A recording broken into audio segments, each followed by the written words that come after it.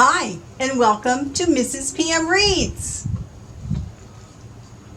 I've changed my setup a little bit. The time of day today is making the light a little different. I hope you can see me okay. Today we are continuing in our story, A Man Called Ove by Fredrik Backman. And we will be in chapter 36. So in chapter 35, the man in the white shirt brought 3 nurses with him to try and take Rune and put him in some sort of a home or a facility. And gosh, I couldn't tell you everybody. There's a whole list of people like Ove and Parvana and of course Anita, Jimmy, Patrick, Adrian, Mersad. Oh, and a reporter showed up. Yes. So the man in the white shirt and the nurses left. We'll see what happens in chapter 36. All right. A man called Ove and a whiskey. It is difficult to admit that one is wrong, particularly when one has been wrong for a very long time. Sonia used to say that Ove had only admitted he was wrong on one occasion in all the years they had been married, and that was in the early 1980s after he'd agreed with her about something that later turned out to be incorrect. I'm going to move up just a smidge. Oh, okay. Incorrect. Ove himself maintained that this was a lie. A damn lie. By definition, he had only admitted that she was wrong, not that he was. Loving someone is like moving into a house, Sonia used to say. At first you fall in love with all the new things, amazed every morning that all this belongs to you, as if fearing that someone would suddenly come rushing in through the door to explain that a terrible mistake had happened. You weren't actually supposed to live in a wonderful place like this. Then, over the years, the walls become weathered. The wood splinters here and there, and you start to love that house, not so much because of all its perfection, but rather for its imperfections. You get to know all the nooks and crannies, how to avoid getting the key caught in the lock when it's cold outside, which of the floorboards flex slightly when one steps on them, or exactly how to open the wardrobe doors without them creaking. These are the little secrets that make it your home. Ove, of course, suspected that he represented the wardrobe door in the example. And from time to time he heard Sonia muttering that sometimes I wonder if there's anything to be done when the whole foundations are wonky from the very start. When she was angry with him, he knew very well what she was driving at. I'm just saying, surely it depends on the cost of the diesel engine. And what is consumption, or what its consumption per mile? Says Parvana. No, we're changing people here, okay? Says Parvana unconcernedly, slowing the Saab down at a red light and trying, with some grunts, to settle herself more comfortably in her seat. I think that was a school bus. Ove looks at her with boundless disappointment, as if she really hasn't listened to anything he's said. He's made an effort to educate this pregnant woman in the fundamentals of owning a car. He's explained that one has to change one's car every 3 years to avoid losing money. He has painstakingly run through what all people who know anything are well aware of, namely that one has to drive at least 12,000 miles per year to save any money by opting for a diesel rather than a gas engine. And what does she do?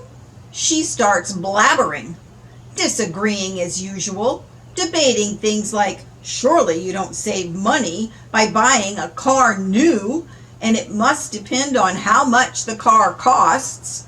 And then she says, why? Because, says Ove. Right, says Parvana, rolling her eyes in a way that makes Ove suspect she is not accepting his authority on the topic as one might reasonably expect her to. A few minutes later, she stopped in the parking area on the other side of the street. I'll wait here, she says. Don't touch my radio settings, orders Ove. As if I would, she brays with a sort of smile that Ove has begun to dislike in the last few weeks. It was nice that you came over yesterday, she adds. Ove replies with one of his sounds that isn't a word as such, more of sort of a clearing of his air passages. She pats him on the knee. The girls are happy when you come over. They like you. Ove gets out of the car without answering. There wasn't much wrong with the meal last night. He could stretch to admitting that. Although Ove doesn't feel there's a need to make such a big deal about cooking as Parvana does. Meat and potatoes and gravy are perfectly adequate. But if no one has to complicate things like she does, Ove could possibly agree that her rice with saffron is reasonably edible. It is. So he had 2 portions of it. And the cat had 1.5. After dinner, while Patrick washed up, the 3-year-old had demanded that Ove read her a bedtime story. Ove found it very difficult to reason with the little troll because she didn't seem to understand normal argumentation. So he followed with her dissatisfaction through the front halls towards her room and sat on her bedside reading to her with his usual Ove excitement, as Parvana once described it, although Ove didn't know what the hell she meant by that. When the 3-year-old fell asleep, with her head partly on his arm and partly on the open book, Ove had put both her and the cat in bed and turned out the light. On the way back along the hall, he'd gone past the 7-year-old's room. She was sitting in front of her computer, of course, tapping away.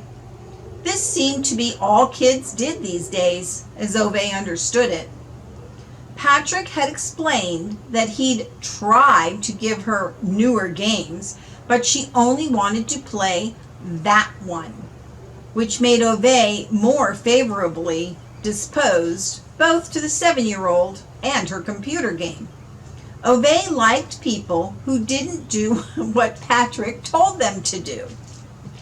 There were drawings everywhere on the walls in her room, black and white pencil sketches mostly. Not at all bad, considering they had been created by the absence of deductive deductive faculties and highly undeveloped motor function of a 7-year-old. Ove was willing to admit it. None of them were people, only houses. Ove found this extremely engaging. He stepped into the room and stood beside her. She looked up from the computer with the dour expression this kid always seems to lug about with her, and in fact, she didn't seem too pleased about his presence. But when Ove stayed where he was, she pointed at last to an upside-down storage crate made of plastic on the floor. Ove sat down on it, and she started quietly explaining to him that the game was about building houses, and then making cities out of houses. I like houses, she muttered quietly. Ove looked at her. She looked at him. Ove put his index finger on the screen, leaving a large fingerprint pointing to an empty space of the town and asking her what happens if she clicks that spot. She moved her cursor there and clicked, and in a flash the computer had put up a house there. Ove looked fairly suspicious about it. Then he made himself comfortable on the plastic box and pointed to another empty space. 2.5 hours later, Parvana stomped in angrily and threatened to pull out the plug if they didn't call it a night at once. As Ove stood in the doorway getting ready to leave, the 7-year-old carefully tugged at his shirt sleeve and pointed at a drawing on the wall right next to him. "That's your house," she whispered, as if it was a secret between her and Ove. Ove nodded. Maybe they weren't totally worthless after all, those 2 kids. He leaves Parvana in the parking area, crosses the street, opens the glass door, and steps in. The cafe is empty. The fan heater overhead coughs as if it's full of cigar smoke, and Emil stands behind the counter in a stained shirt, wiping glasses with a white towel. His stocky body has sunk into itself, as if at the end of a very long breath. His face bears that combination of deep sorrow and inconsolable anger, which only men of his generation, and from his part of the world, seem capable of mastering. Ove stays where he is, in the center of the floor. The 2 men watch one another for a minute or so. One of them, a man who can't bring himself to kick out a homosexual youth from his house, and the other who couldn't stop himself. Eventually, Ove nods grimly and sits down on one of the bar stools. He folds his hands together on the counter and gives Emil a dry look. "I wouldn't be averse to that whiskey now, if it's still on offer."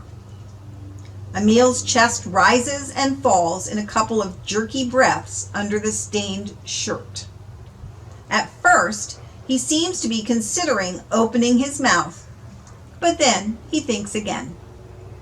In silence, he finishes wiping his glasses, folds up the towel, and puts it next to the espresso machine. Disappears into the kitchen without a word. Comes back with 2 glasses and a bottle. The letters on the label illegible to Ove. Puts these down on the counter between them. It is difficult to admit that one is wrong, particularly when one has been wrong for a very long time. And that is the end of chapter 36. Wow.